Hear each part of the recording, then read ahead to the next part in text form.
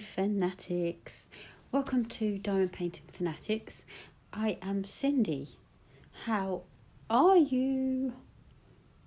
Good. I hope you're all well. If not, I'm sorry to hear that. If you're new here, hi. I am a diamond painting fanatic, and if you love all things diamond painting or the random mishmash of videos that I post here on YouTube, please consider hitting that subscribe button. I'd love to have you on board. Okay, so today's video, I'm going to talk about a couple of disappearances, and they are a complete mystery. They just vanished without a trace. So I'm going way back to, well, way back. His disappearance happened in 1913. So his name is Ambrose, and I hope I'm saying this right, Ambrose Bierce. It's Pierce but with a B. I'm just going to call him Ambrose. But yeah, I was just flicking through this article because I was looking at another Ambrose and I found this one as well. So I thought I'd share these with you. Maybe we can, well, share your ideas with me. So in the comments. Okay, so I was flicking through this and he's had quite a tragic life, but okay, let's just get on with this. Ambrose was born in a log cabin at Horse Cave Creek in Ohio on the 24th of June 1842. His dad was Marcus and his mum was Laura, and he was of entirely English ancestry. He was the 10th of 13 children, all of whom were given names by their father beginning with the letter A. Now, how bizarre is this? In order of birth, the siblings were Abigail, Amelia, Anne, Addison, Aurelius, Augustus, Almelda, Andrew, Albert, then Ambrose, Arthur, Adelia, and Aurelia. Wow. His parents were poor, but they were a literary couple who instilled in him a deep love for books and writing. He grew up in Indiana, attending high school at Warsaw.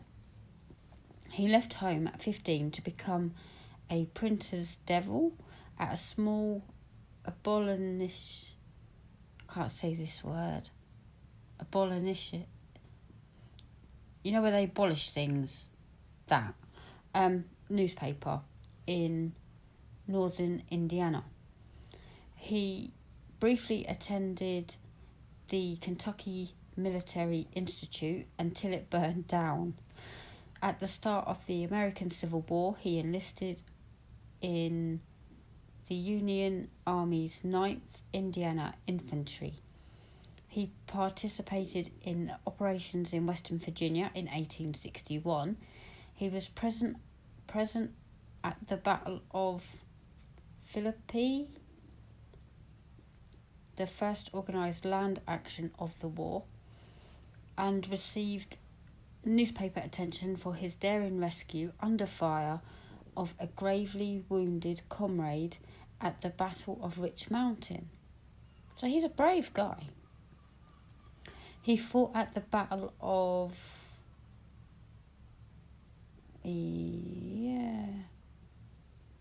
Shiloh?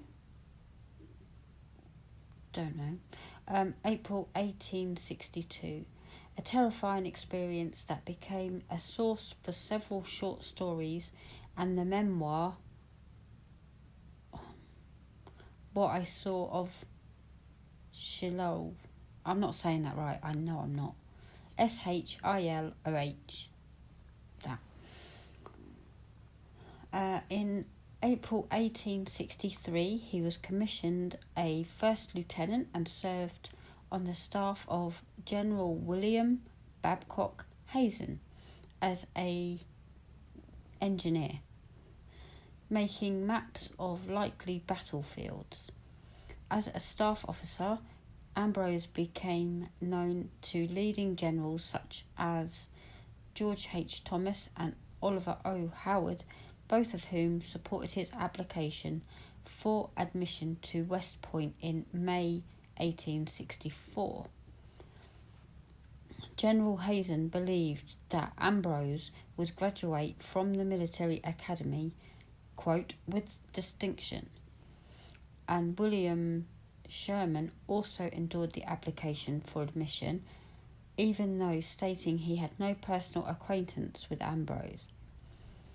In June 1864, Ambrose sustained a traumatic brain injury. And he spent the rest of the summer on furlough, returning to active duty in September. He was discharged from the army in January 1865. His military career resumed in mid-1866 when he joined General Hazen as part of an expedition to inspect military outposts across the Great Plains. The expedition travelled by horseback and wagon from Nebraska, arriving toward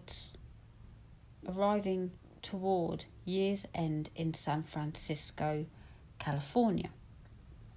Now, his personal life, this is what got me, and I had to talk about him because it's tragic. Ambrose married Mary Ellen, known as Molly, on Christmas Day in 1871. They had 3 children. Day, Lee, and a daughter, Helen. Both of his sons died before he did. Day committed suicide after a romantic rejection. And you think, and then you find out that he actually non-fatally shot the woman of his affections along with her fiancé beforehand. He thought he was going to take all 3 out and only took himself out. Lee died of pneumonia related to alcoholism, and Ambrose separated from Molly in 1888 after discovering compromising letters to her from an admirer. They divorced in 1904. Took a while then.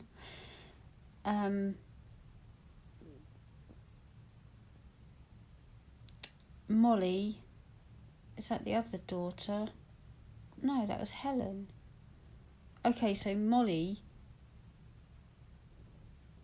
the wife died the following year. That's so sad. Ambrose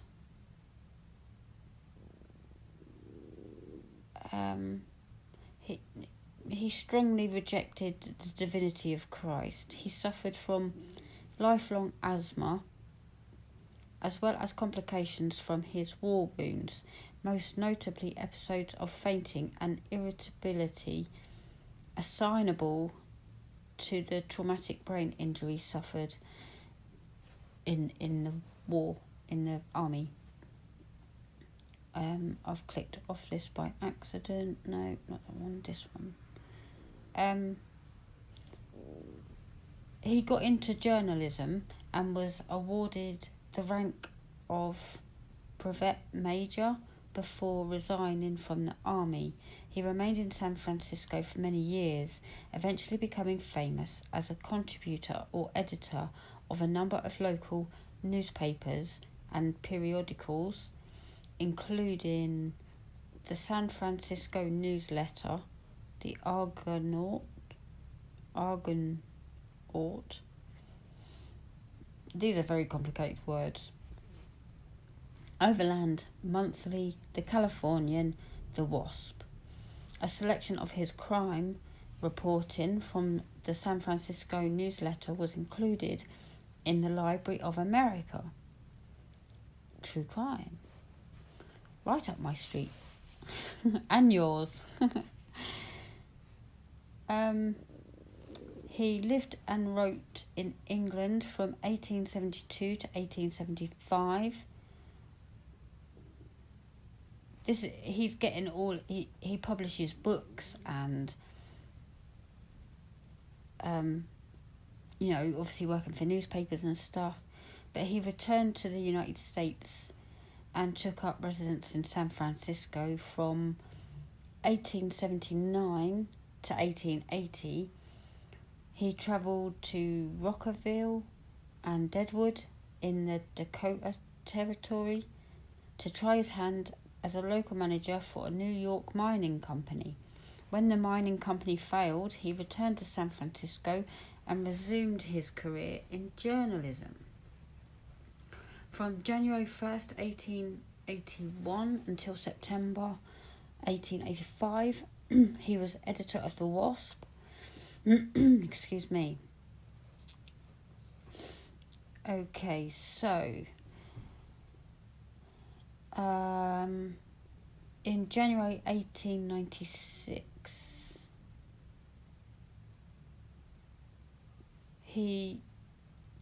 Ambrose went to Washington, D.C. to foil the attempt of... they're trying to build the first transcontinental railroad, and he doesn't want that to happen, so he's gone there to try and stop it somehow. The essence of the plot was secrecy. The railroad's advocates hoped to get the bill through Congress without any public notice or hearings. When the angered Huntington, who's in charge of all of that, confronted Ambrose on the steps of the Capitol. Wow, that existed even then. Blimey. And told Ambrose to name his price. Ambrose's answer ended up in newspapers nationwide. My price, quote, my price is $130 million. If and when you're ready to pay, I happen to be out of town. You may hand it over to my friend, the Treasurer of the United States. Wow. His coverage on the subject aroused such public wrath that the bill was defeated. Ambrose returned to California in November. Yeah, he's very outspoken, isn't he? Because of his penchant for biting social criticism and satire, Ambrose's long newspaper career was often steeped in controversy. You don't say. On several occasions, his columns stirred up a storm of hostile reaction, which created difficulties for Hearst. I don't know who Hearst is. One of the most notable of these incidents occurred following the assassination of President William McKinley.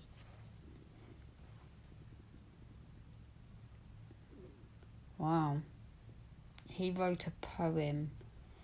It was meant to express the national mood of dismay and fear, but after McKinley was shot in 1901, it seemed to foreshadow the crime.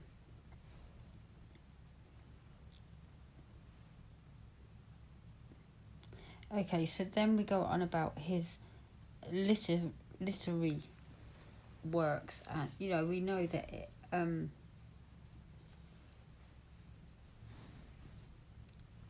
he writes things about what he saw in the war, and obviously thrown his hat into politics. that tickled me. But he's better known as a journalist. During his lifetime, he was better known as a journalist than as a fiction writer. His most popular stories were written in rapid succession between 1888 and 1891 in what he characterised as, quote, a tremendous burst of consumer art.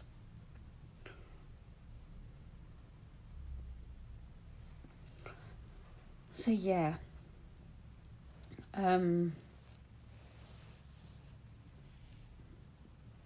of Ambrose's most famous works is his much quoted The Devil's Dictionary, originally an occasional newspaper item, first published in book form in 1906 as The Cynic's Word Book, described as howlingly funny. It consists of definitions of the English words which lampoon cant and political double talk.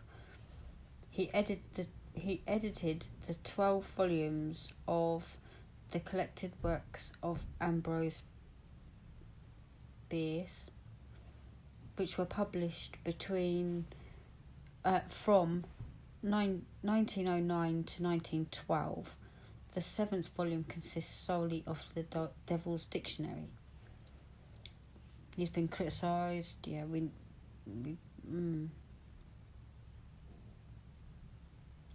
Okay, so Disappearance. This is the bit we're interested in. In October 1913, Ambrose, then 71, departed from Washington, D.C. for a tour of his old Civil War battlefields. By December, he had passed through Louisiana and Texas, crossing by way of El Paso in Mexico, which was in the throes of revolution. And he joined Pancho Villa's army as an observer, and in that role he witnessed the Battle of Tierra Blanca. Ambrose is known to have accompanied Villa's army as far as the city of Chihuahua. His last known communication with the world was a letter he wrote there to Blanche Partington, a close friend, dated December 26, 1913. After closing this letter by saying, quote, "As to me, I leave here tomorrow for an unknown destination," end quote. He vanished without a trace, his disappearance becoming one of the most famous in American literary history. Skeptic Joe Nickell argued that the letter had not been found. All that existed was a notebook belonging to his secretary and companion. There was an official investigation by the U.S. consular officials of the disappearance of one of its citizens. Some of Villa's men were questioned at the time of his disappearance and afterwards, with contradictory accounts. Pancho Villa's representative in the U.S., Felix A. Sommerfeld, was contacted by the U.S. Chief of Staff and investigated the disappearance. Ambrose was said to have been last seen in the city of Chihuahua in January.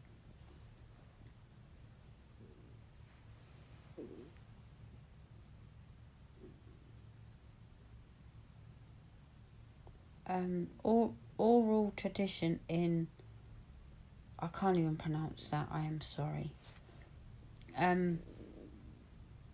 Documented by a priest named James Leinart, states that Ambrose was executed by firing squad in the town cemetery there. However, Nichol finds this story to be unreliable. He quotes Ambrose's friend and biographer Walter Neal as saying that Ambrose had not ridden for quite some time. He was suffering from serious asthma and had been severely critical of Pancho Villa. Walter concludes that it would have been highly unlikely for Ambrose to have gone to Mexico and joined Villa. But he did. It says it did. All investigations into his fate have proven fruitless, and Nichol concedes that despite a lack of hard evidence that Ambrose had gone to Mexico, there is also none that he did not. Therefore, despite an abundance of theories, including death by suicide, his ultimate fate remains shrouded in mystery. Wow. I don't know what to make of that. I think I've confused it all with all the background information.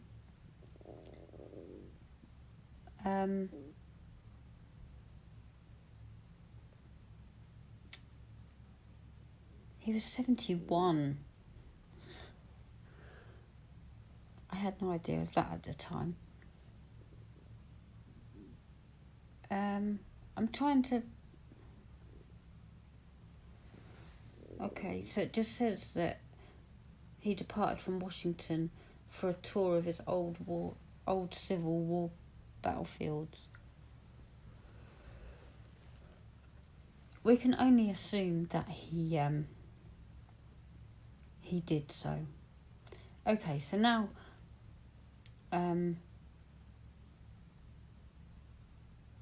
moving on to the other Ambrose,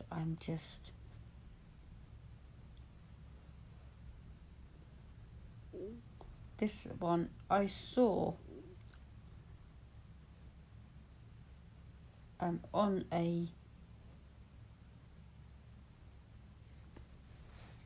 crime show, and it was really interesting, so I hope I do it justice. I haven't read this article,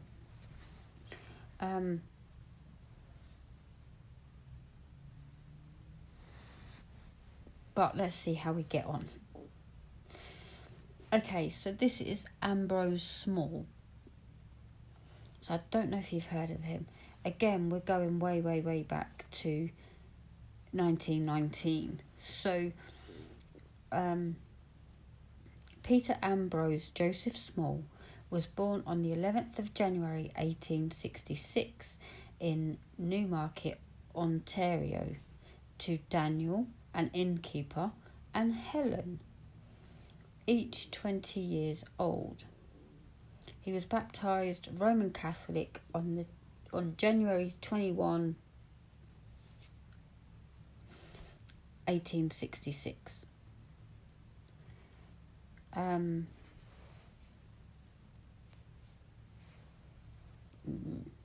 Okay, so Ambrose married Teresa Corman on November the 6th in 1904 in York, Toronto. So we're going to go straight into his disappearance. I will see what happens, but on December the 1st, 1919, Ambrose sold his theatre holdings at a profit of 1.7 million. Now this is in 1919. I can only imagine what that means now. But 1.7 million. The following day, he met with a lawyer in Small's office at the Grand Opera House. The lawyer left at 5:30 p.m. and was the last person to see Ambrose. That night, Ambrose disappeared from his office. No one who testified for the police claimed to have seen him leave his office or in the Adelaide and Yonge Street area outside of the building. A newspaper operator, Ralph, claimed to have seen Ambrose and had an altercation with him regarding the late shipment of that day's newspapers. At the time, however, this claim was discounted by the police, who considered it to be an attempt by Ralph to gain fame from the case. Ambrose had no motive to disappear. The millionaire did not take money with him, nor was there any ransom note, let alone evidence of kidnapping. And at 53, Ambrose owned theatres in 7 Ontario cities and was the controller of 62 other buildings. A self-made millionaire at the height of his career. Because Ambrose was known to disappear occasionally to womanize, his absence was not reported, nor was it noted for several weeks. In January 1920, Ambrose's attorney, along with Teresa, his wife, now alarmed by his lengthy absence, notified the police. Teresa offered a $50,000 reward for information about her husband's disappearance and whereabouts. The reward went unclaimed. The police launched an extensive investigation. Ambrose was officially declared dead in 1924. The case remained unsolved until being closed in 1960. The week of his disappearance, Ambrose Opera House was playing Revelations of a Wife, a play that attracted full houses. Police analysed the plot and its themes but found no leads. Ambrose had not used this play to provide cryptic hints. Okay, didn't realise that. His wife Teresa suggested that Ambrose had fallen into the hands of a, quote, designing woman, quote, but police found no candidates.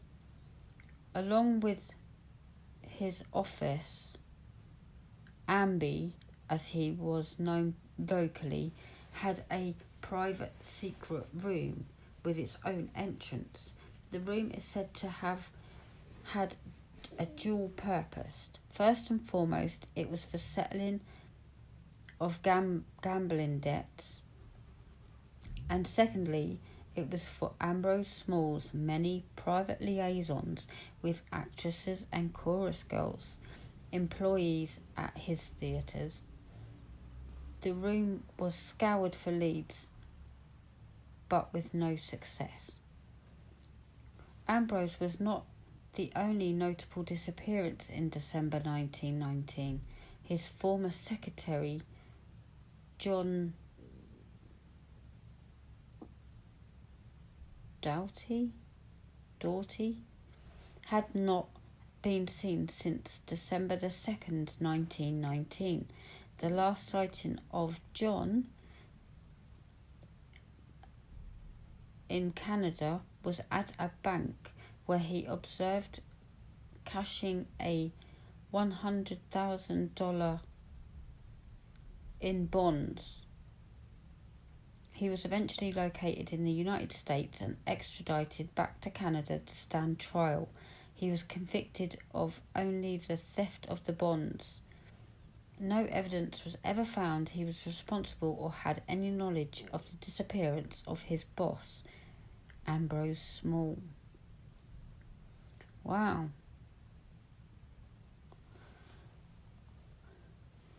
Reported in several newspapers in 1921, a man was seen in Iowa bearing resemblance to the missing man.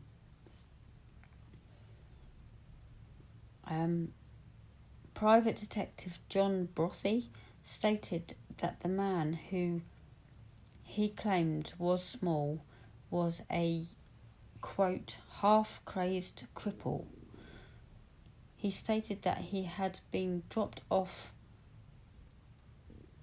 I'm probably going to butcher this because I'm English, in Des Moines, Iowa, by an unidentified motorist who claimed he'd accidentally struck Ambrose, with his car, badly wounding him, and that he hoped he'd received the best medical care available. Brothy claimed that the man had a gunshot wound in his neck, a serious concussion, and both his legs had been severed from the knee down. He further stated that the man didn't speak for 3 weeks before finally breaking his silence, stating, "I am John," I don't know how to say that, Doughty. "I came here from Omar." That's all I can remember. At this time, however, John was incarcerated in Canada and had been for several months, meaning the crippled man could not have been him. Brothy further claimed that he showed a photo of Ambrose to the man, to which he responded by pointing at the photo and stating, quote, "Yes, that is me." Brothy stated that the man's facial characteristics were identical to the missing magnates. However, the mystery man weighed a significant amount more than Ambrose had at his disappearance, having weighed only around 100 pounds. Well, surely people can put on weight quite easily. I'm sure they had cream cakes and stuff in them days. I'm sorry. Further reports state the man was taken into custody by PIs.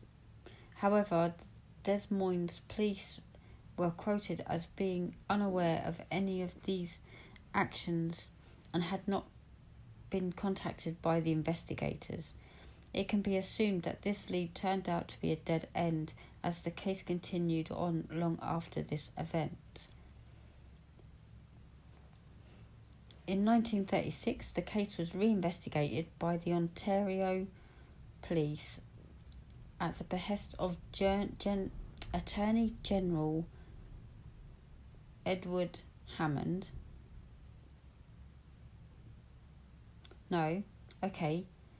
The Attorney General wants to know where he is, and Inspector Edward Hammond consulted with the original investigators from the Toronto Police, obtained typed copies of their report and various other source documents, and re-interviewed some witnesses. Hammond's conclusion that Ambrose was murdered in a plot of which his wife was the prime mover is in marked contrast to the Ontario government's public position that Mrs. Small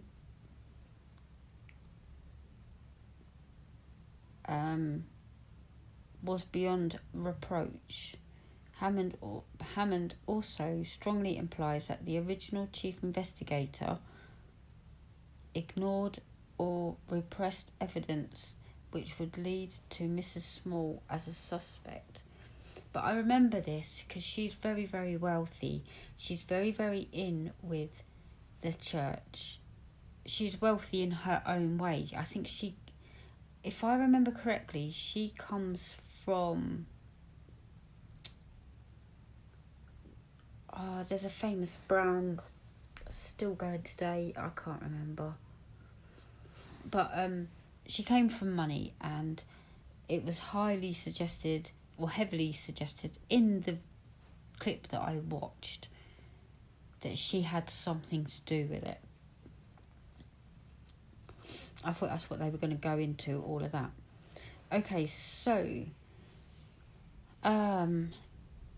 Teresa died October the 14th in 1935, bequeathing the majority of her holdings to the Roman Catholic Church, valued at over £500,000. So we've gone to English now. That's what you get with Wikipedia.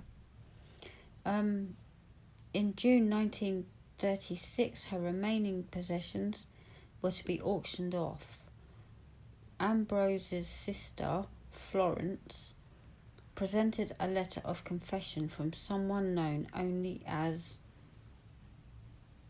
Ruta, who claimed to have been the murderer.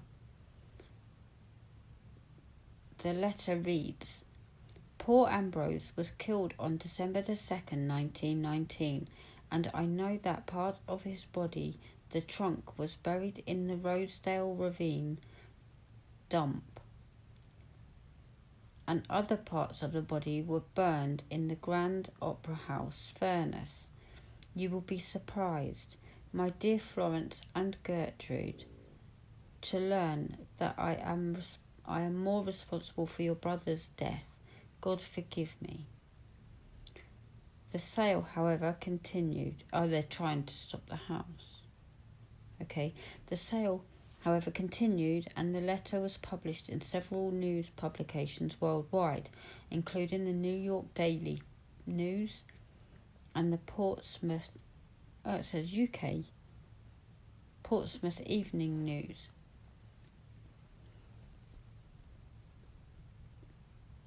Toronto reporters contacted Sir Arthur Conan Doyle about the case, where the author was on a New York visit. Doyle showed interest in the case, producing the headline, "World's Greatest Detective to Solve Small Case." Very clever. In the end, Doyle decided not to pursue the case because he couldn't.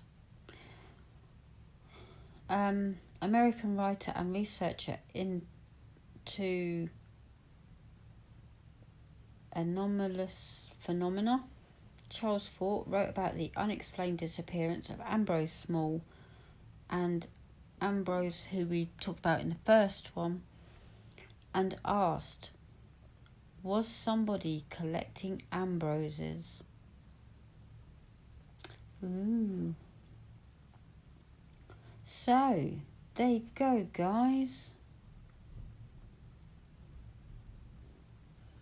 We still have time, so shall we fit in another one? It won't be an Ambrose, though. I do have a very, very sad story I want to talk about, and yeah, my eyes are watering already. It's not a very long one, but it's very, very sad.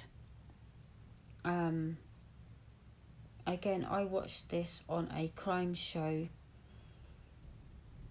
I think it's The Hunt with John Walsh, I think it was on that one. But yeah, I don't know if you know about Timothy Pitson, but it's very, very sad. But a complete mystery, which is why I'm going to put it on here.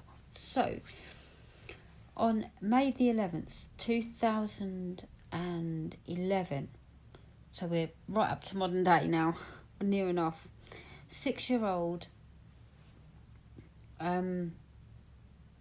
Timothy was dropped off at school in, I hope I'm saying this right, Aurora, Illinois, by his dad, James, and he was picked up shortly afterwards by his mum, Amy. But I'm going to go into the background and we'll talk about that.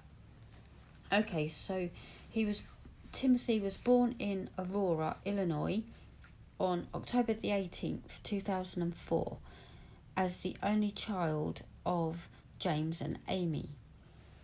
On May the 11th, his dad dropped him off at kindergarten, and his mum checked him out of class between 8:10 and 8:15 in the morning, citing a family emergency.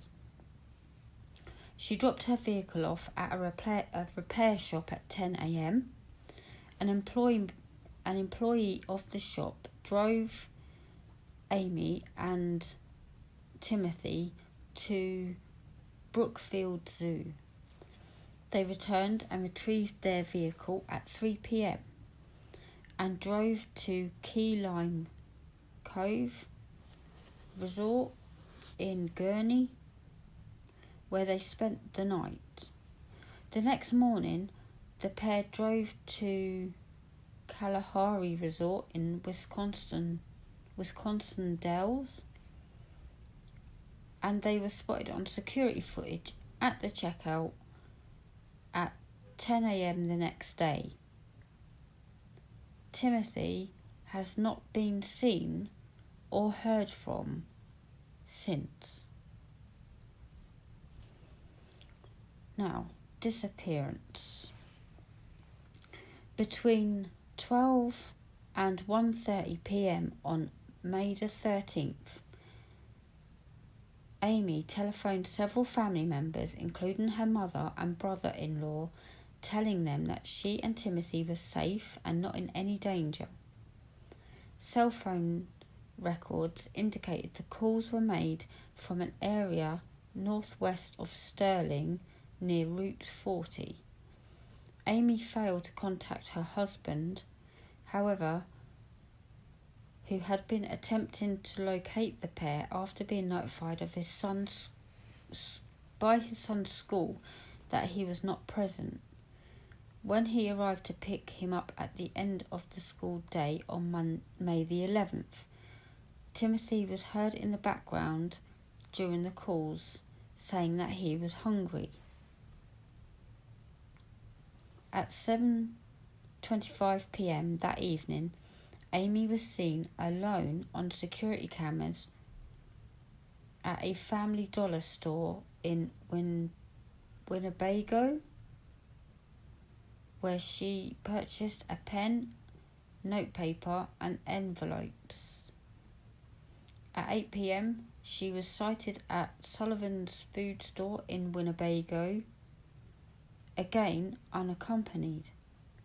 At 11:15 p.m, she checked into the Rockford Inn at Rockford, where sometime that night or the next morning she took her own life by slashing her wrists and neck and overdosing on antihistamines. At 12:30 p.m. on May the 14th, wow, that's quite a bit of time, her body was found by a hotel maid along with a note. In the note, Amy apologised for the mess she had created and explained that Timothy would never be found, but was safe with people who would care for him. Police found that the knife Amy had used to kill herself contained only her blood, but that a concerning amount of blood was found in her car belonging to her son Timothy. However, a family member later revealed that the stains were likely caused by a nosebleed Timothy had suffered in the car earlier that month. It was also noted that Amy's cell phone was missing. An examination of her vehicle revealed that it had been parked in a grassy area, possibly near a stream, but close to a highway. In 2013, Amy's cell phone was located beside Route 78, but the discovery did not bring any new evidence. James, who is the dad, has stated that he believes his son is still alive. The case was broadcast on the American television series Live PD on August the 25th, 2018. And they were showing viewers an age progression photograph of Timothy at age 13. On April 3rd, 2019, local residents in Newport, Kentucky called the police to report a teenager wandering the streets after running across a bridge over the Ohio River. When police found the shaken and distraught boy, he told them that he was Timothy. The next day, the Louisville office of the FBI revealed via Twitter that the boy in their custody was not Timothy. Although we are disappointed that this turned out to be a hoax, we remain diligent in our search for Timothy, as our missing person case remains unsolved. The man who claimed to be Timothy was found out to be 23-year-old Brian Michael Riney. He was released from Belmont Correctional Institute in Ohio less than a month prior to his claim, after serving about 14 months on charges of burglary, vandalism, out of Medina County. On December the 16th, 2020, Brian was sentenced to 2 years in prison after pleading guilty to charges of aggravated identity theft related to the hoax. And he's never been seen or heard from since that day by anyone. So, what do you think happened to Timothy? I thought that Amy might have, how can we say this nicely, caused harm to her son.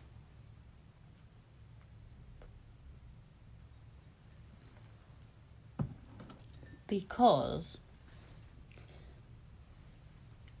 she took him to all his favourite places, the zoo and the water parks, and everything else. But she could have done that because she was taking her own life. And I know she suffered from depression, and she wanted a divorce, and her husband didn't want a divorce. He wanted them to work through the marriage. So there was all that sort of issue going on, but even so, yeah, he's never been seen since. So what do you think happened to all three? Ambrose, and Timothy. It's so very sad.